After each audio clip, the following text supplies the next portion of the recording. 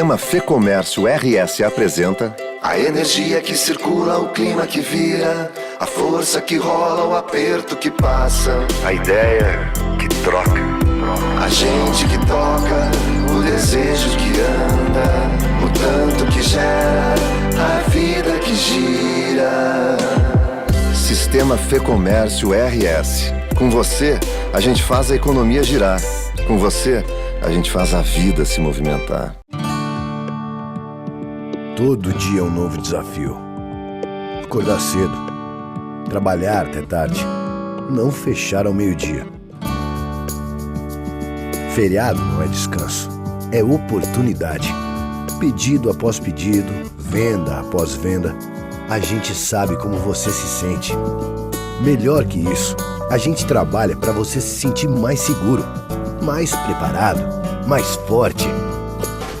E para isso estamos sempre prontos para representar o varejo. Precisa de ajuda a qualquer hora? A gente dá uma força. De ajuda para agilizar a papelada? A gente dá uma força. Precisa crescer? Já sabe, a gente dá uma força para você, para sua loja, para o seu futuro. Que a gente faz o varejo mais forte. Cindy Lojas Porto Alegre, 80 anos. A vida é assim. Chove, faz frio, acaba a luz. A vida é assim. Chove, faz frio. E quando você menos espera, acaba a luz. A vida é muito melhor quando você está bem acompanhado. E é isso que inspira a Unimed a estar sempre do seu lado, cuidando de tudo para que cada um dos seus planos comece a ser realizado hoje mesmo. Cuidar de você. Esse é o plano. Unimed.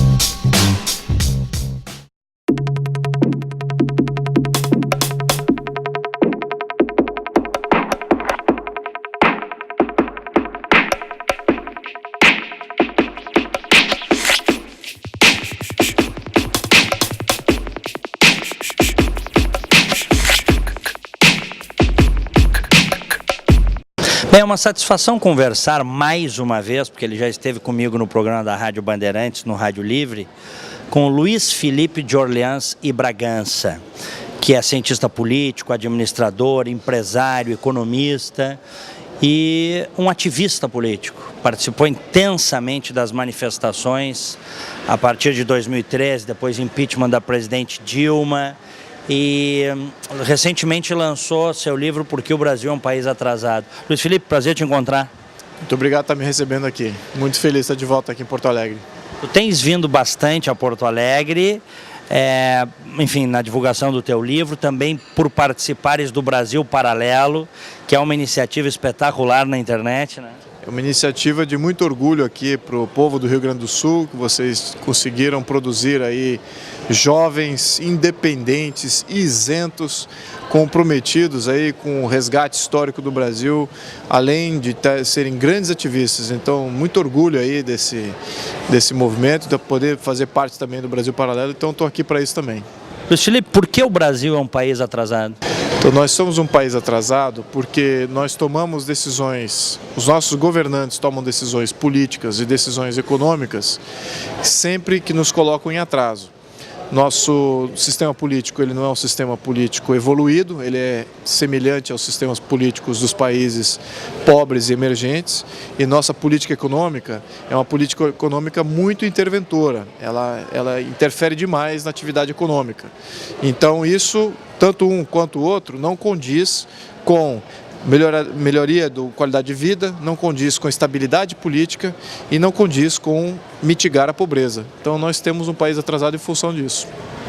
Desde quando que nós temos esse mindset olhando no retrovisor e que se traduz em instituições atrasadas? Essa grande interferência do governo e da burocracia começou já no início do século XX e ela veio crescendo.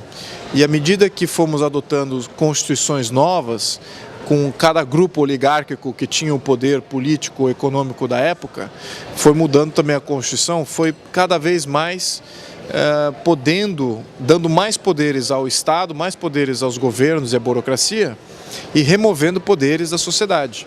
Então, o fato que a gente hoje tem uma sociedade cuja atividade econômica e cuja atividade social é altamente regulada, já atesta o fato que nós, como sociedade, perdemos. E o Estado, o governo e a burocracia ganhou. Como tu estás dizendo, são problemas que começaram a ocorrer e a se agigantar há mais de 100 anos. Absolutamente, já estamos ganhando. Então, essa batalha moral nós já vencemos. Agora precisamos fazer os combates de espaços. Esses ainda não ocorreram. Isso requer um pouco mais de debate sobre essas ideias, esses conceitos, e depurar um pouco mais. Eu até tenho falado com alguns ativistas que o livro está indo muito bem, o diálogo, os debates que ele já está gerando já é espetacular. Mas a sinapse, ou seja, a conexão do que está no livro com uma ação que ele como ativista, ou ele como um político, ou ele como um cidadão tem, ainda não ocorreu. Então muitos cidadãos, muitos políticos, muitos ativistas ainda tomam as decisões que são contrárias ao diagnóstico que eu apresento no livro. Então isso é em função de não entender, não fazer essa conexão, mas a cada vez mais tem gente fazendo essa conexão. Então é isso, esse ajuste fino que é necessário nesse momento agora. O brasileiro começa a discutir e a entender aos poucos, do nosso jeito, né, de que quanto maior o Estado, menor o indivíduo. E mais pobre também. Absolutamente. Nós temos que entender que a existência de um Estado grande, forte, confiante, autônoma, que se autodetermina e que escolhe que leis é que vão governar ela própria, não tem esse Estado agigantado. Nenhuma sociedade que se autodetermina se autoimpõe em altos tributos e se autoimpõe em burocracia. Então isso já é uma vitória do Estado contra a sociedade brasileira, o que vivemos hoje. E eu acho que cada vez mais tem pessoas percebendo que não, agora é a vez da sociedade vencer, é a vez da sociedade se autodeterminar e vamos eliminar então esse poder que nós mesmos demos ao Estado, aos burocratas e aos políticos, vamos começar a remover esses poderes e vamos começar a se apoderar disso e tomar nossas próprias decisões. Isso está acontecendo. Tem algumas coisas que deveriam, sem dúvida, ser mexidas no Brasil, como, por exemplo, eu insisto muito nos meus espaços, a tal da estabilidade no serviço público. Isso é uma coisa que me agride. Nunca tive instabilidade em nada, certamente você também não tem, a maior parte dos brasileiros não tem. Mas existem setores, né, que fazem um concurso e ficam pendurados nele 30 anos, 40 anos, sem falar nos demais privilégios de acordo com a categoria que advém daí. Sempre que se fala em mexer nisso, vem o tal do direito adquirido. Meio que um escudo, assim, né, Luiz Felipe? Como mexer nisso? Bom, primeiro é não chamar isso de direito e nem de adquirido, né? Isso é um artifício inventado. Eu chamo de direito inventado, não é um direito natural do ser humano nascer com o direito ao 13º salário. Isso não é um direito natural. Alguém inventou isso aí. Né? Ao mesmo tempo, não é um direito adquirido ter o salário mínimo, ter estabilidade. Então, todos isso são direitos inventados. Alguém inventou e se apoderou disso e muito bem, criou toda uma narrativa para se blindar e você não conseguir atacar e remover. Então temos hoje, na verdade, no século XX, houve um grande retrocesso na história do mundo. O Estado, ele ressurgiu na história do mundo no século XX. E olha a consequência, foi o século mais sanguinário da história da humanidade. Morreram centenas de milhões de pessoas quando você delega poder a burocratas. Então, foi aí que surgiu todo esse diário. E isso que você está me falando, de direito adquirido, isso são narrativas para sustentar essa ideia. Mas é só uma ideia, pessoal. Então é só a gente mudar de ideia que isso cai por terra.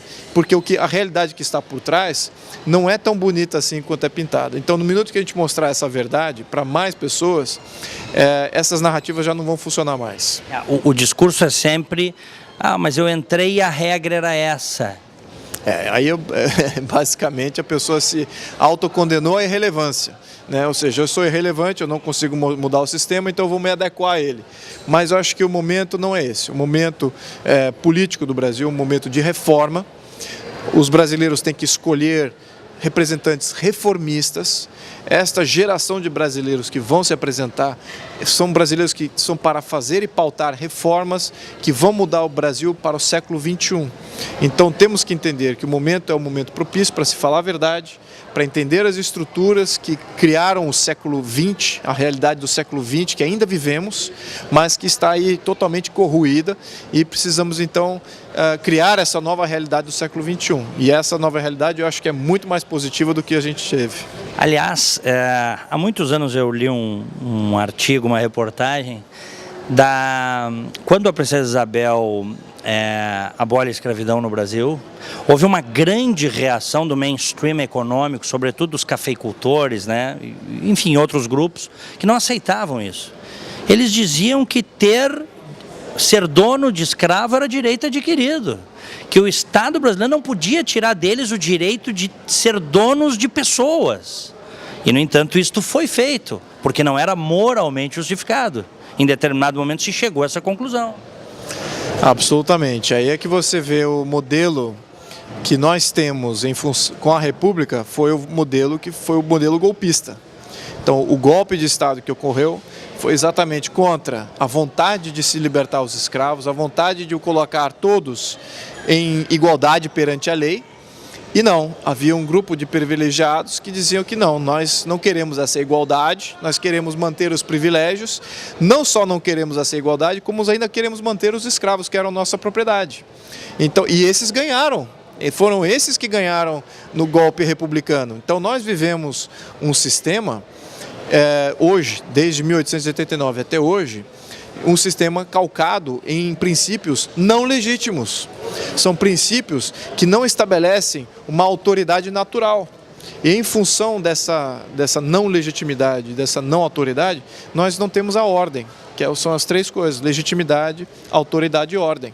Elas têm que fluir organicamente, naturalmente, e a legitimidade é a primeira coisa. Então, quando você tem um golpe ilegítimo baseado em princípios espúrios, todo o resto é decorrência disso. E a gente está vivendo essas consequências até hoje. É por isso que eu sempre falo que legitimidade em primeiro lugar.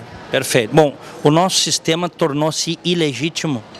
Ele sempre foi ilegítimo, né? Então por que ele foi ilegítimo? Isso lá atrás. Mas vamos entender o porquê.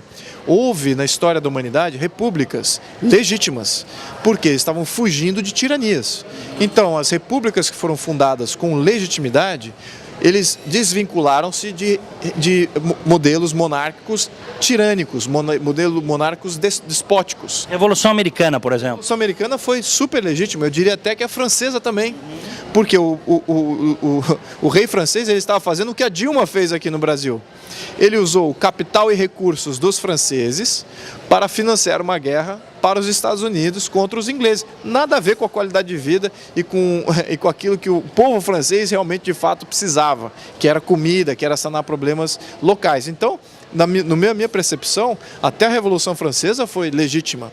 Agora, a República Norte-Americana, nesse quesito, ela foi de extrema legitimidade, porque dessa revolução houve a separação dos poderes, houve uma Constituição, houve o habeas corpus, houve o voto direto, houve o voto distrital, né, representação local dos poderes públicos. Então houve a igualdade perante as leis. Então tudo isso foi decorrência da República Norte-Americana. A monarquia brasileira tinha isso e a República Brasileira removeu isso. Então foi ao contrário, foi um golpe ao contrário. Já tínhamos separação dos poderes, já tínhamos um STF, não era o STF na época, mas já tínhamos um judiciário independente, já tínhamos independência, depois já tínhamos a Constituição, tínhamos liberdade de imprensa. E tudo isso acabou assim que se decretou a República. Então foi um golpe ao contrário, tanto que não foi popular, né? Foi contra a população, foi contra a sociedade livre daquele momento. Então vivemos então esse problema, e esse fator é um fator sociológico, fator político, que é importante, o fator da legitimidade, o fator da autoridade que vem naturalmente da legitimidade. E o fator ordem, eles os três são simbióticos um com os outros. Quando você não tem a legitimidade no seu momento fundamental de fundação, você não consegue estabelecer a autoridade e você não consegue estabelecer a ordem que advém da autoridade. Então nós temos esse problema desde aquela fundação. Então é um sistema atabalhoado. Mas não está colocado hoje, né, no cardápio o retorno à monarquia. Digamos que a gente consiga fazer mudanças, alterações dentro desse sistema. Ainda assim ele continuará ilegítimo ou é possível que as pessoas voltem a acreditar nele? Excelente pergunta. Como legitimar a República Brasileira? Bom, primeiro, como estrutura de poder, ela precisa ser outra estrutura de poder. Essa estrutura de poder que vemos na República Brasileira vai levar às mesmas consequências. Vai levar à corrupção, vai levar ao Estado mandando sempre, à autocracia, ao poder ilegítimo sempre mandando, com força, com regulamentação, com mais burocracia. É o que vamos ter com essa república desse modo. Então temos que reformar essa república e fazer uma série de coisas que eu pontuo no livro muito bem. Descentralização de poder, fragmentação de poder, temos que ter menos interferência de Estado e mais validação popular de mais poderes. Então ampliar quem a gente elege. Então temos que eleger mais pessoas para mais cargos. Tem que ter mais cargos eleitos diretamente. Então eu pontuo isso muito bem no livro. Por exemplo, que outros cargos deveriam ser ocupados a partir do voto? Olha, tem diversos cargos na área financeira, por exemplo.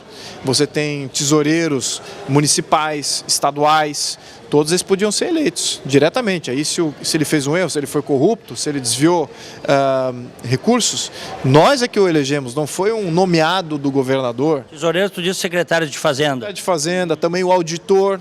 Né, um auditor que vai fazer essa auditoria também tem que ser eleito. Então que seja um erro nosso de ter escolhido errado, mas que seja nosso erro e não seja uma prerrogativa de um poder que a gente elege e ele sim agora vai nomear para um outro cargo. Ele acaba usando isso como moeda de troca. Então temos aí um grande... Isso é uma das soluções, tá? Agora, do ponto de vista que você mencionou antes, não há realmente de fato uma questão de retorno à monarquia, nada disso. Mas eu acho que o movimento social monarquista está crescendo. Não está colocado hoje, amanhã não sabemos. Então, o movimento social, ele quer a glória do Império, ele quer resgatar a glória que já tivemos. Se isso vai se materializar numa mudança de sistema, pode ser. Se não se materializar, de qualquer maneira, é pelo bem. É por uma coisa que nós já havíamos conquistado na nossa história. Então temos que entender, vamos reconquistar isso mais uma vez, talvez de uma maneira diferente, mas vamos reconquistar isso. Temos que entender que o Estado, ele é para nos servir e não para se servir de nós, e todas essas mudanças que estamos visando aqui são mudanças de estrutura. Né? Então é na base, não é no rótulo, né? Mudar de república ou monarquia, não é isso. É mudar as estruturas, as bases. É isso que a gente tem que focar. E o livro pontua isso com bastante detalhe. Então acho que o leitor vai ter bastante material aí para fazer seu julgamento. Luiz Felipe, tu viveste bastante tempo fora dos Estados Unidos, do Brasil, inclusive nos Estados Unidos, né? Sim, vivi 8 anos corridos nos Estados Unidos, depois 3, 4 anos na Europa. E depois mais 2 anos, então no total aí uns 13, 14 anos eu morei fora. Tem uma passagem até que se tiver tempo eu posso mencioná-la aqui. Quando eu fui contratado num banco lá em Londres, eu fui fazer meu registro de funcionário no banco e adjacente a onde eu estava fazendo o registro de funcionário não a bolsa, mas era a sala de operações, né? E então eu notei um silêncio incrível naquela sala de operações, né? A sala é gigantesca, tinha 2.000 metros quadrados, um negócio gigantesco. E aí eu fiquei olhando aquilo com curiosidade, ali a pessoa estava anotando meus dados ali do RH, né, fazendo a minha admissão na empresa. E eu perguntei, o que está acontecendo ali? Ela falou assim, não é nada. Aí eles começaram a comemorar num canto da sala. Apareceu gol. Aí eu brinquei com o pessoal, tá tendo jogo do Manchester contra o Chelsea, alguma coisa de futebol.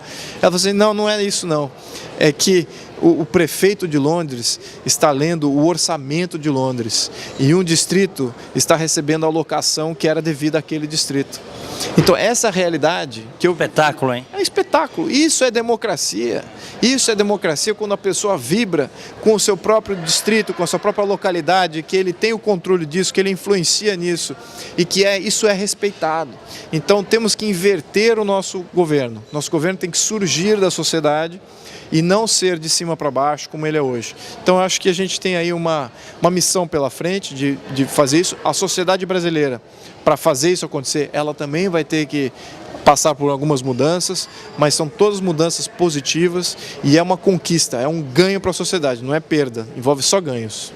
Eu sei que acontece, mas é mais raro alguém passar 10 anos, 12 anos fora do seu país e depois retornar. Sobretudo se o seu país de origem é um país de terceiro mundo, com enormes dificuldades, com problemas de segurança pública. O que te fez voltar? No momento, minha mulher estava grávida e eu queria ter meu filho no Brasil. Então eu falei, bom, meu filho tem que ser brasileiro. Então eu fiz talvez o oposto que muito brasileiro pensa, vou ter meu filho lá fora. Não, eu quero ter meu filho aqui. E segundo, eu tinha oportunidades de negócio aqui no Brasil. Então o Brasil ele ainda tem milhões de oportunidades. Acho que é um dos países que mais tem oportunidades na face da terra. Nós não somos permitidos a usufruir dessas oportunidades. Então também, de novo, voltando ao problema de Estado aqui. Mas isso que eram os dois fatores motivadores. Eu tinha oportunidades de negócio aqui, eu abri uma incubadora naquele período da minha vida e estava tendo meu filho. Então achei muito, muito bacana aquele momento para vir voltar para o Brasil. Maravilha, prazer te encontrar mais uma vez.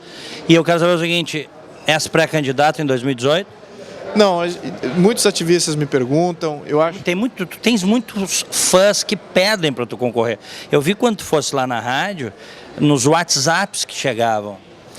É verdade, eu olho isso com muito carinho, respeito muito a opinião dessas pessoas, eu estou avaliando isso com muita cautela, porque eu acho que eu preciso ainda balizar a minha função como ativista, que eu adoro. Eu vou ser sempre um ativista, desde que eu iniciei nessa nova vida de ativista dos últimos 3 anos, eu tô me satisfazendo muito, e eu acho que essa função política, eu já estou fazendo política, então não me vejo como um político, mas eu já estou fazendo política.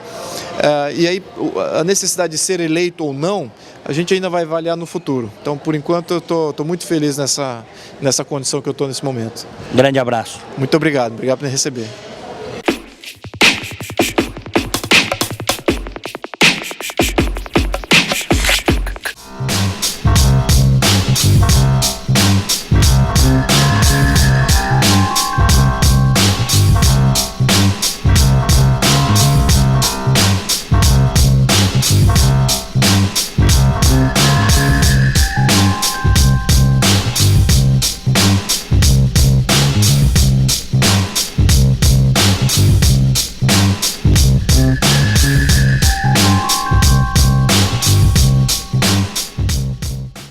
A vida é assim, chove, faz frio, acaba a luz. A vida é assim, chove, faz frio e quando você menos espera, acaba a luz. A vida é muito melhor quando você está bem acompanhado.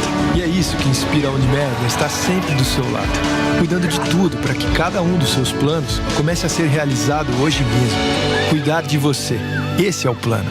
Unimed. O Sistema Fê Comércio RS apresenta a energia que circula, o clima que vira, a força que rola, o aperto que passa, a ideia que troca, a gente que toca, o desejo que anda, o tanto que gera, a vida que gira. Sistema Fê Comércio RS. Com você, a gente faz a economia girar. Com você, a gente faz a vida se movimentar. Todo dia é um novo desafio. Acordar cedo, trabalhar até tarde, não fechar ao meio-dia. Feriado não é descanso, é oportunidade. Pedido após pedido, venda após venda, a gente sabe como você se sente. Melhor que isso, a gente trabalha para você se sentir mais seguro, mais preparado, mais forte. E para isso estamos sempre prontos para representar o varejo. Precisa de ajuda a qualquer hora? A gente dá uma força. De ajuda para agilizar a papelada? A gente dá uma força. Precisa crescer? Já sabe, a gente dá uma força para você, para sua loja, para o seu futuro. Porque a gente faz o varejo mais forte. Cindy Lojas Porto Alegre, 80 anos.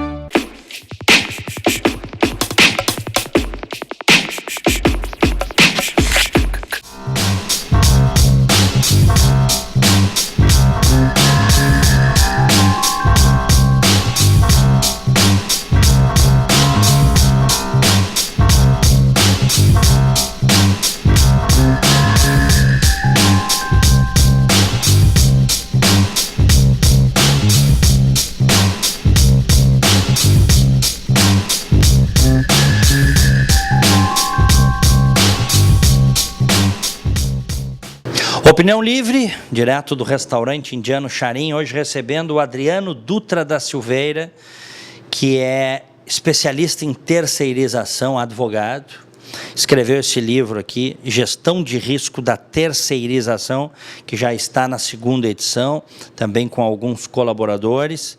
E eu tenho conversado bastante com o Adriano, sobretudo na rádio, em função do conhecimento dele da legislação trabalhista. Nós estamos vivendo um momento de mudança, entramos na fase da transição, a nossa legislação trabalhista está mudando. Se não é aquilo que eu gostaria, viu, Adriano, porque eu gostaria de um regime de plena liberdade de negociação, ao menos me parece que é um avanço e tu tens insistido nisso. Que prazer te receber. Alegria minha estar aqui contigo, né? Muito feliz. Já tenho participado do programa lá na rádio, né? E então é uma alegria poder colaborar com vocês, a gente fazer essa troca de conhecimento, de ideias, para ver se o nosso país melhora, né? Eu acho que está melhorando e a gente está dando o primeiro passo aqui. E vai melhorar o Brasil? Eu sou otimista, né? Sou um eterno otimista, eu acredito que sim. Estou assistindo a outra entrevista que tu fizesse também. Eu creio que tem essa questão da Lava Jato, que eu acho que está purificando um pouco do país. Acho que a gente tem um momento eleitoral muito importante ano que vem, né? Que se a gente conseguir efetivamente fazer uma limpeza, né? De repente vamos seguir naquela campanha, né? Não votar em ninguém que já esteja lá. Ou não reeleger. Não reeleger, ou tentar evitar os partidos tradicionais, né? Eu acho que a gente está num bom caminho. E esse governo agora, bem ou mal, né, está fazendo algumas reformas que são necessárias. A trabalhista é um ponto que a gente tinha que tocar. Então é importante. Eu acho que a gente vai ter um andar interessante agora com a reforma trabalhista. As empresas estão em ebulição, né, pensando assim, o que eu posso utilizar dessa reforma? O que eu ganho com essa reforma? Consigo contratar mais? Vou conseguir gerar mais emprego? Vou conseguir vender mais? Então o mercado está muito mexido. Eu acho que isso que era importante, né? A gente mexer naquele status quo que vem desde a década de 40, uma legislação da época do Getúlio Vargas, né? Da ditadura Vargas. Da ditadura Vargas, né? E a realidade de mercado, de negócio que a gente tem hoje é totalmente diferente do que tinha naquela época, né? Então era necessária, né, uma modernização. Inclusive os defensores da reforma, né, não falam em reforma, falam em modernização das relações de trabalho, né? Porque o intuito tem que ser esse. A gente tinha que dar um passo à frente, né? E eu entendo o seguinte, a reforma, no meu ponto de vista, né, ela não é uma reforma profunda. Ela não mexeu naqueles princípios de proteção da justiça do trabalho. Ela não é profunda. Ela não é profunda, ela é vasta, ela é grande, né? Ela começa a mexer em pontos chaves, mas ela não tocou no cerne, que é aquele cerne da proteção, né? Por exemplo, se eu não quero receber FGTS, eu não tenho opção de não receber FGTS se eu sou empregado, sabe? As férias se pode parcelar em 2 vezes. O que diz a nova lei? Eu posso parcelar em 3, ou seja, não me dá liberdade. De parcelar em 5. 5, ou um período menor que 5 dias, eu não posso. Então, assim, é uma liberdade meio vigiada. Acho que a gente está dando um passo de flexibilização, né, que melhorou, mas o princípio de proteção não foi alterado. Por outro lado, está se começando a abrir um espaço para o negociado sobre o legislado. Isso é bom. Como é que é isso, Adriano?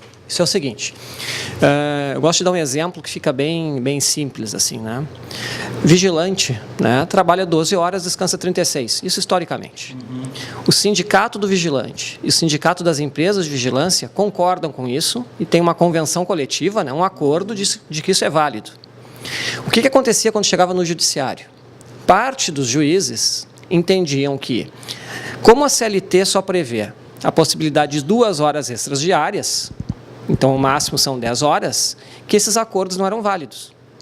Ou seja, a categoria profissional, patrão e empregado, entendiam que aquilo ali era bom para a categoria, mas o juiz preso a uma legislação da década de 40 dizia que aquilo ali estava ilegal. Essa empresa era condenada em horas extras e muitas vezes tinha dificuldade econômica.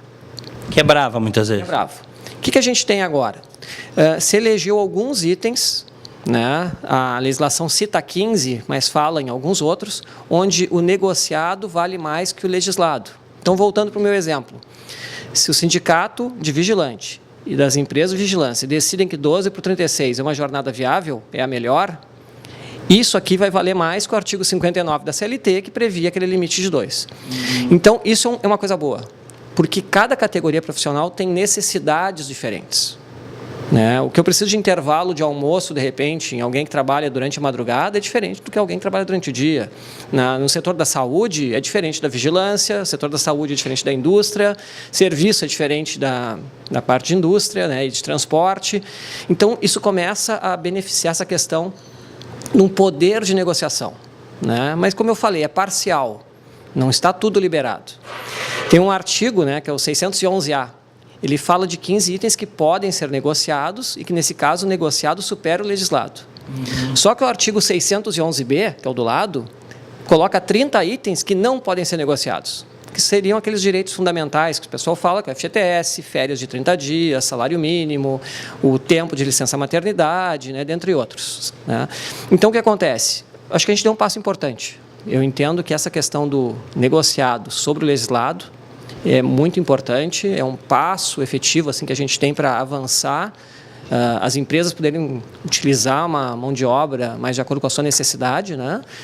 Não é ainda a solução definitiva, mas é um importante passo. Isso que eu tenho entendido. Assim. Quem é que mais ganha com essa legislação arcaica e abotoada e engessada que agora, pelo que tu estás dizendo, está sendo oxigenada, um pouco oxigenada? Quem é que ganha com esse arcaísmo? Quem ganha, na verdade, o grande ganho, né, era dessa estrutura sindical que a gente tem. Isso não tem dúvida, né? Porque tem uma questão muito ideológica, né, da proteção ao trabalhador, etc. E a gente tem que considerar o seguinte, né? Na década de 40, talvez essa diferença fosse efetivamente muito grande. Né? Vamos considerar se a CLT deveria existir ou não, né? Se era uma ditadura ou não, mas tudo bem, provavelmente naquela época a diferença de empregador para empregado fosse muito distante. O Brasil era um país essencialmente rural, né? Então era outra realidade. Hoje a gente tem o desafio de ser um país continental. Né? Só que como a gente vai ter uma mesma lei, né? Tratando, por exemplo, de alguém que está numa mina de carvão e de um profissional de TI altamente especializado numa empresa lá na Avenida Paulista. São situações diferentes com a mesma legislação. Então, isso está enlouquecido, está anacrônico. Então, quem ganha com isso? É a estrutura que a gente tem, ideológica sindical. Né? Existem sindicatos, né, que nunca fizeram uma convenção coletiva. Convenção coletiva é justamente eu, representando uma categoria, negociar com outra. Por quê? É um sindicato que não deveria nem existir. Então, assim como a gente tem sindicatos que possuem uma estrutura, possuem o porquê da sua existência, né? Não estou dizendo que o sindicato não seja necessário, ao contrário, acho que é importante, muito importante, mas um sindicato na sua concepção real. Né? Não um sindicato que, como a contribuição vem de qualquer jeito, ele tenha pessoas lá, que é o retiro da mão de obra, né? Tiro da empresa, alguém estável, que vai ser dirigente sindical e que não tem nada para entregar. Como esses, por exemplo, que jamais fizeram negociação coletiva, ou já fazem 2, 3, 4 anos que não fazem nenhuma negociação. Então, é essa estrutura que eu acho que é que mais se beneficiava. Os trabalhadores, por outro lado, né, talvez tivesse uma falsa sensação de segurança. Né? Ah, não, eu vou ter o meu FGTS. Agora, aquela questão, né? Alguém questionou se a correção do FGTS, né, é suficiente? E não é, né? Se eu recebesse aquele dinheiro, eu já ouvi profissionais de TI em São Paulo, né? Perguntei para eles, olha, a empresa, a gente está com uma questão aqui vocês não estão com a carteira assinada, né? E a empresa quer assinar. E o profissional está assim, mas eu não quero. Eu não quero assinar. Eu quero pegar esse dinheiro e aplicar na bolsa. Essa liberdade ele não tem. E o problema da legislação, do jeito que ela é que se ele faz um acordo com o empregador, dizendo que não quer FGTS, quer ganhar na bolsa, e resolve lá no final dos tempos lá, entrar com uma ação trabalhista, ele vai ganhar aquele dinheiro de novo. É aí que está a insegurança jurídica. Aí que está a insegurança jurídica. Então, um dos grandes problemas passa por isso, né? Pela insegurança jurídica. Essa é uma palavra que a gente tem que tentar resolver isso. E aí, em parte, a gente tem um problema agora. Com a reforma, ela deveria trazer mais segurança, em alguns aspectos trouxe, mas, por outro lado, né, a pressão de próprios membros do judiciário tem gerado o quê? Uma sensação de insegurança. Eu creio que, possivelmente, nos próximos 2, 3, talvez 4 anos, a gente tem uma judicialização muito grande. Adriano, a propósito disso, eu vi algumas declarações de juízes e, em algumas palavras, a gente já vê que são juízes alinhados à ideologia de esquerda, dizendo que não vão cumprir a legislação. Aliás, a Associação Nacional aí dos Juízes Trabalhistas diz que não vai cumprir. Elencou pontos aí que diz que não devem ser cumpridos da nova legislação trabalhista. Como é que fica isso? Diego, assim, eu atuei muito tempo nesse trabalho. Hoje estou mais na consultoria, estou afastado dessa questão de contencioso. Conheço vários juízes, né? Tem profissionais excelentes, muito bons mesmos. Né? Eu costumo dizer, às vezes, quando até estou falando com empresários, né? Às vezes tem empresários assim, o juiz, a gente sempre perde ação, o juiz sempre protege o empregado. Eu digo, calma, não é bem assim. Mesmo aquele juiz mais equilibrado, a gente tem que considerar que a legislação trabalhista, ela tem por princípio a proteção. Né? Então, às vezes, tem posicionamentos que parece que aquele juiz está tomando a favor do trabalhador, mas é porque ele quase é obrigado a isso. Né? Então, a primeira coisa, assim, eu acho que a gente tem que fazer uma ressalva em relação a não colocar todos os juízes nessa cesta. Há exceções? Há várias exceções. Tá? Outro ponto, a Anamatra é uma entidade, né, que, na verdade, representa os juízes, assim como a CUT, por exemplo, não é a mesma tipo de entidade, né, uma federação, etc. Mas, assim como uma CUT, um CEPERGS, etc., tem essas entidades que representam a classe. É uma associação, mas com uma característica mais sindical. Seria. Então, na verdade, o que acontece? Representar a classe não significa representar o entendimento de toda a classe. A Anamatra fez uma série de enunciados, né, ou seja, seriam orientações sobre como interpretar a lei ou a visão da lei. Eles fizeram um evento onde foram, a informação que eu tenho recebido de mais de uma fonte, foram cerca de 400 juízes, de um total de 4.000. Né? Então, um assunto tão importante assim, 10% compareceu, já mostra que não é 10% que compareceu naquele evento. E conversando com alguns juízes, até essa semana eu falei com um deles, né, que esteve no evento. Foi onde esse evento? Foi em Vacaria, aqui no Rio Grande do Sul. Né? O mesmo juiz disse assim, olha, eu concordo com alguns itens que a Anamatra levantou, mas tem outros que eu não concordo. Então, o que acontece? Não quer dizer que todos os 400 que estivessem lá têm exatamente essa posição que a Anamatra está passando. E o primeiro enunciado é dizendo que a lei praticamente é totalmente inconstitucional. E isso está errado. Eu entendo assim, não cabe ao juiz dizer vou cumprir a lei ou não. Isso não é papel do juiz. Se existe uma lei, né, cabe ao juiz interpretá-la. E a subjetividade continua existindo, é claro, ele vai interpretar a lei, né, mas ele tem que aplicar a lei. Se quiser fazer lei, concorra, se eleja e vá para o Congresso. Sim, ano que vem tem eleição, né? Tem uma oportunidade, né? Acho que foi no teu programa que alguém falou esses dias isso, né? Fica a dica, né? Isso. Eleição ano que vem. Então, essa postura eu não gosto, né? Quando estava se discutindo a lei da terceirização, não esse projeto que passou, o anterior, né? Num dos dias de votação, vários dos juízes do trabalho aqui em Porto Alegre fizeram uma paralisação. Então, eu fico imaginando, eu estou indo para uma audiência lá, né, representando uma empresa ou reclamante, tendo uma audiência, aí chega naquele dia não tem audiência, porque o juiz está paralisando contra uma lei que vai sair. Então, esse papel também não é deles. Né? A gente pode, acho que a entidade, a Anamatra, assim, eu acho que ela tem todo o direito e dever de apontar, olha, entendo que essa lei tem problema, entendo que vários itens são inconstitucionais, isso eu acho que é direito da entidade fazer isso e até talvez um dever cívico ali dentro do entendimento que eles têm. Agora, dizer que não vai cumprir a lei, eu não posso concordar. Mas, voltando lá no meu otimismo, né, o que eu tenho visto... Deixa eu só te perguntar uma coisa para não perder o fio. Esta lei da terceirização que foi aprovada antes está valendo? Ela vale a partir de sábado, dia 11. Ela foi junto? Não, ela foi antes da reforma trabalhista. Não, é que a terceirização eles dividiram em dois. Na verdade, assim, teve uma lei que foi de março. A gente não tinha lei de terceirização. Existia uma lei do trabalho temporário, que era lá de 74. E lá em março eles decidiram fazer uma lei da terceirização, colocando as regras dentro daquela lei de trabalho temporário. Então, desde março, a gente tem uma regra do jogo sobre a terceirização. O que aconteceu? Né? Por isso que eu estou trazendo agora 11 de novembro, né, para tu entender. No passado, né, o Judiciário, lá em 93, 94, diante da terceirização, criou uma súmula dizendo que não podia terceirizar a atividade fim. Embora ninguém saiba o que é fim e o que é meio. Eu brinco bastante, às vezes, quando estou com uma palestra, etc., né? Quando me perguntavam o que era fim e o que era meio, eu dizia fim é o que não é meio, meio é o que não é fim. Mas isso eu não sei, entendeu? Não tem como saber. Por quê? Os negócios das empresas são muito complexos. Então, eu fico imaginando o juiz, né? Ele pega um processo de um terceirizado de um banco, aí pega o processo de uma empregada doméstica, aí é de um funcionário de uma indústria. É muita variação. Não tem como aquele profissional conseguir entender cada negócio. Então, a gente tinha decisões muito díspares, né? Chegava na primeira vara, o juiz dizia que aquela ação era procedente, na segunda vara, improcedente, um processo idêntico. Não era atividade fim, no outro não era, por exemplo. Então, isso era um problema que nós tínhamos. A legislação de março procurou resolver isso. Eles criaram uma regra lá que podia podia terceirizar qualquer atividade determinada específica. Qual foi o problema? O problema é que a gente deixou de discutir meio e fim e começou a discutir o que é determinado e o que é específico. Então, saiu uma lei em março e o problema ia continuar existindo. Então, na reforma trabalhista, essa agora, que vai valer a partir de 11 de novembro, já mudaram o texto. Essa agilidade do legislativo até é interessante, né?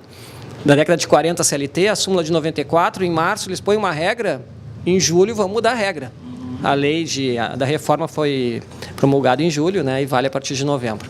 E a regra da terceirização é agora, que a empresa pode terceirizar qualquer atividade, inclusive a principal. Pode. Pode. Então, agora a regra está clara. Eu posso terceirizar qualquer atividade, inclusive a principal. Então, isso é um marco importante também. Para quê? Vamos voltar lá atrás, segurança jurídica. Como o empresário investiria, se ele fica assim, tá, mas e se entrar um processo, o juiz vai me condenar ou não? Se vier o fiscal, o auditor fiscal, ele vai dizer que é fim ou não é? Agora não, eu posso terceirizar qualquer atividade, inclusive a principal. Por exemplo, eu tenho uma pequena fábrica que faz livros, uma fabriqueta de livros, por exemplo. E eu quero colocar dentro da minha empresa 5 pessoas de uma outra empresa para produzir. Eu posso contratar esta empresa e estes funcionários trabalharem no meu pátio de fábrica? Pode. Só que, de novo, né, a leitura da legislação, o princípio da proteção lá atrás não saiu. Nós trabalhamos outro princípio que mais vale a realidade do que o papel, né, como é que funciona no dia a dia. Então, a gente tem que fazer uma leitura de uma forma ampla. Tá? O que é importante? Se eu estou contratando um prestador de serviço, eu tenho que contratar alguém que seja especialista. Então, quem vem fazer os livros tem que ser alguém que saiba imprimir livro. Né? O que acontece? Se esse empresário, né, no teu caso, nessa tua fábrica, se tu resolve contratar uma empresa, mas tu quer comandar aqueles terceiros como se fossem teus empregados, aí vai ter o risco do vínculo de emprego. Então, por exemplo, chegou um terceirizado lá às 7 da manhã e tu diz assim, meu amigo tinha que chegar aqui às 6h30. Está errado isso aqui, vou te dar uma punição. Não é assim que funciona. Assim eu trabalho com o meu empregado, não com o terceiro. Mas o sujeito que contratou a terceirizada, ele não pode dizer para os funcionários como é que ele quer que saia o livro, para ficar nesse exemplo? Não, na verdade, assim, o que a gente tem que pensar é assim, se eu estou contratando um especialista, eu vou ter um contrato, que é da área civil, não é trabalhista, e ali eu vou dizer, olha, eu preciso de uma empresa que me entregue este produto dessa forma. né? Então, assim, a empresa vai ter que fazer a capa dos livros, a empresa vai ter que fazer a editoração, a empresa vai ter que fazer a revisão. Eu vou colocar naquele escopo de contrato tudo que eu preciso. Depois, o que eu posso cobrar da empresa terceirizada é se foi cumprido aquilo ali. Olha, a editoração foi feita fora do prazo. Sim, mas eu não posso participar da atividade meio ali, da confecção do livro? Uma terceirizada? Tu não pode tratar aqueles empregados como se fossem teus empregados. Pois tu não é. pode querer ensiná-los a fazer. Pois é. Essa é a questão, é o ponto-chave, assim, que ele é subjetivo. Há um grau de subjetividade muito grande. A gente tem que entender o seguinte, ó, vamos voltar de um outro caminho. O que é um vínculo de emprego? Vínculo de emprego é uma pessoa que tem a remuneração, até aí tudo bem, o próprio terceiro tem. Uma pessoa que tem a habitualidade. A habitualidade é um serviço rotineiro. Ela trabalha de segunda a sexta, das 8 ao meio-dia, por exemplo. É habitual, tá? Então, tem uma habitualidade. Até aí tudo bem, o prestador às vezes pode ter também. O outro ponto é pessoalidade. Pessoalidade é o seguinte, se o rapaz que faz o livro não veio trabalhar, eu, dono da empresa, ligo para a prestadora de serviço e assim, o Joãozinho não veio, manda alguém no lugar. Aí a prestadora manda alguém no lugar. Se for isso, é serviço, não é pessoal. Agora, se o Joãozinho não vem e ninguém vai vir no lugar dele porque ele foi a pessoa escolhida, já existe um elemento de pessoalidade. O empregado tem pessoalidade. Quando o empregado está doente, ele não manda o primo, a tia, a mãe, né, porque ele tem pessoalidade. O terceiro, na verdade, tem que fazer um serviço. Se ele não vier, que venha outro e faça o serviço. Mas por que tem que vir outro? Não veio, não veio. Tu está entendendo? Tu tá explicando, eu estou vendo, mas na verdade falta muito para termos um ambiente de liberdade. Por isso que eu te falei que a reforma, mesmo a trabalhista, ela é ampla, mas não é profunda. Eu estou brincando assim, é mergulhar com snorkel, assim, baixa um pouquinho, sobe, mas não é com tubo, não é profundo. Qual era o terceiro item que fizer? Não, o último item, que é um dos principais, é a subordinação. Subordinação é o poder do empregador dar ordens para o empregado. Então, se eu tenho um empregado, eu posso dizer, meu amigo, tu vai sair de férias dia 1º de janeiro, agora tu não vai mais carimbar papel, agora tu vai imprimir etiqueta, eu decido a vida da pessoa. Então, todo empregado tem tudo isso. Tem habitualidade, tem remuneração, tem pessoalidade, não pode ser substituído o empregado, né? E tem a subordinação para o seu chefe lá. O que acontece com o terceiro? Se eu contratei uma empresa, e essa empresa é especialista, ela vai ter que fazer o serviço. Agora, o dono do negócio, lá, da tomadora de serviço, da empresa que contratou, não pode chegar para o empregado da prestadora, passando por cima desse empresário que está aqui no meio, e querer tratar aquelas pessoas com todos aqueles requisitos. É esse que é o cuidado que a gente tem que ter. Perfeito. Se tiver esse cuidado, tranquilo, eu posso terceirizar qualquer coisa. Já tem muita empresa terceirizando? Agora, ou se preparando para terceirizar, né? Com base na nova legislação? A primeira etapa que a gente passou, acho que é a etapa da segurança jurídica, tá? Tinha muita empresa que estava, assim, trabalhando no risco, ou sofrendo autuações, né? Tem, inclusive, ações no STF, lá, né? Da Carmen Lúcia. A Cenibra, por exemplo, uma empresa de celulose, que a discussão que se tinha é que a empresa de celulose teria que plantar madeira, teria que colher madeira, né? Eu brinco que, na verdade, né, até pelo ambiente que a gente está aqui, né, é como se o dono do restaurante tivesse que plantar feijão, fazer celulose e cozinhar madeira. Então, eu não preciso plantar madeira. E só que eles conseguiram que essa ação saísse da esfera trabalhista e, por uma questão constitucional, fosse ao STF. Então, tinha uma expectativa muito grande ainda desses processos, né? E uma primeira indicativo que a gente teve dos ministros do STF é de que efetivamente era inconstitucional aquela súmula do TST, dizendo que podia terceirizar só atividade fim, quando a própria Constituição não põe esse tipo de limite. Eu não posso fazer serviços ilegais, não posso ter jogo do bicho, porque hoje é legal, não posso ter prostituição, essas coisas são ilegais. O resto não tinha um limite. Né? Então, apesar desse caminho que estava se traçando, né, que veio uma legislação no meio e que encurtou o caminho, dizendo que pode terceirizar qualquer atividade, inclusive a principal. Só que não vamos esquecer que a gente não pode deixar de proteger o trabalhador. Então, se aquilo ali for um e-mail do empresário para ganhar dinheiro, tiver contratando uma empresa laranja lá no meio que não te entregue nada e que ele queira exercer direto o comando lá naquelas pessoas que estão no dia a dia fazendo serviço, isso poderia gerar um vínculo de emprego. Então, por isso que eu falei, a gente tem uma boa notícia, mas é uma liberdade vigiada. Né? Eu tenho falado assim, os empresários hoje, primeiro que a gente tem um risco, né, de tomar decisão equivocada se fizer uma leitura rasa da legislação. Posso terceirizar qualquer coisa, raciocínio de engenheiro, posso fazer qualquer coisa, é óbvio. Só que tem que entender essas nuances, né, que é onde o risco se encontra. Outro ponto importante é o seguinte, ó, que agora, na verdade, o empresário ele tem que ter um planejamento adequado quando resolve fazer determinado serviço, porque a gente tem agora um cardápio para escolher. Eu tenho CLT, eu tenho terceirização, como a gente falou agora há pouco, mas eu tenho outras alternativas, né? Eu tenho o autônomo, que a legislação agora está prevendo, que o autônomo pode ter exclusividade, inclusive habitualidade, mas não pode ter a subordinação, né, que eu falei antes. E a gente tem uma das grandes novidades, que eu espero que isso funcione aqui, que é o contrato intermitente. Contrato intermitente é o quê? Eu contratar uma pessoa para trabalhar por dia, por hora, por mês, né? Uma sistemática lá que nos Estados Unidos tem há cerca, sei lá, de 80 anos. Né? Então, por exemplo, eu posso ter um emprego de segunda a sexta, em determinado local, e no sábado eu tenho um contrato só de sábado com aquela outra empresa. Né? Um restaurante, né? Vamos pegar o restaurante. O restaurante vai poder ter 2 garçons fixos. Agora, quando aumenta, né, o volume de pessoas lá, sexta e sábado, por exemplo, ele pode contratar um garçom para sexta-feira e um para sábado. Ou que o contrato da pessoa seja todas as sextas e todos os sábados. Tranquilo. Tranquilo. Só que é um CLT, é igual ao CLT, ganha tudo que o CLT ganha, só que é proporcional. Eu tenho um consultório dentário. Aí eu faço cirurgias às terças-feiras, por exemplo. No resto dos dias, não. Na terça-feira eu tenho condição de contratar alguém para me auxiliar naquele processo ali. Né? Antes eu não poderia. Ou eu teria que contratar alguém, um freelancer, alguém sem carteira assinada, ou eu teria que ter um empregado de 44 horas. Qual era a alternativa? Hoje não.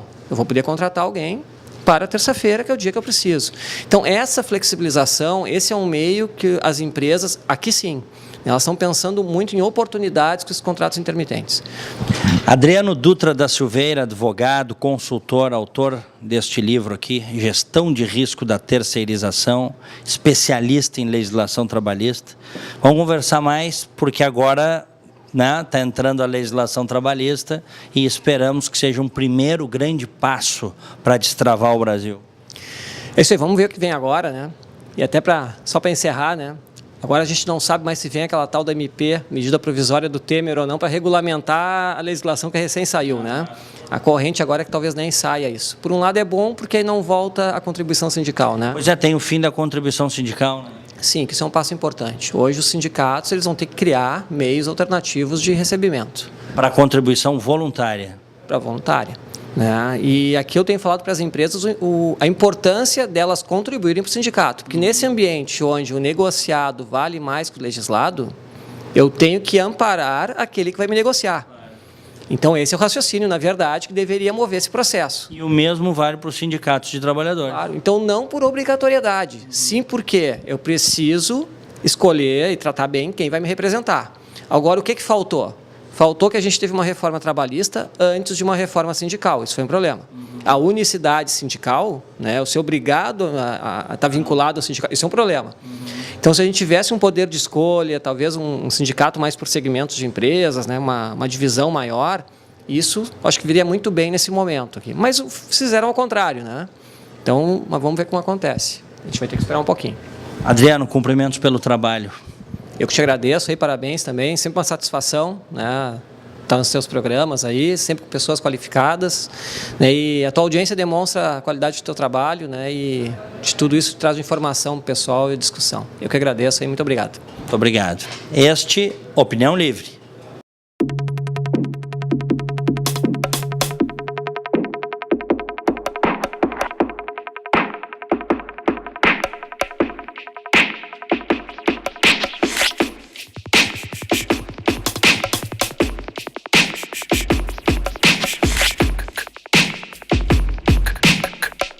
Sistema Fê-Comércio RS apresenta a energia que circula, o clima que vira, a força que rola, o aperto que passa, a ideia que troca, a gente que toca, o desejo que anda, o tanto que gera, a vida que gira.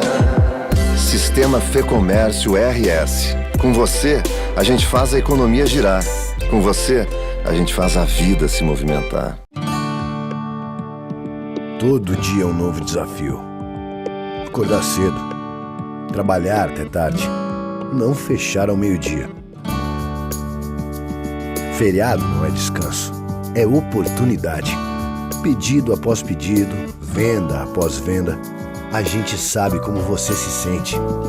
Melhor que isso, a gente trabalha para você se sentir mais seguro, mais preparado, mais forte. E para isso estamos sempre prontos para representar o varejo.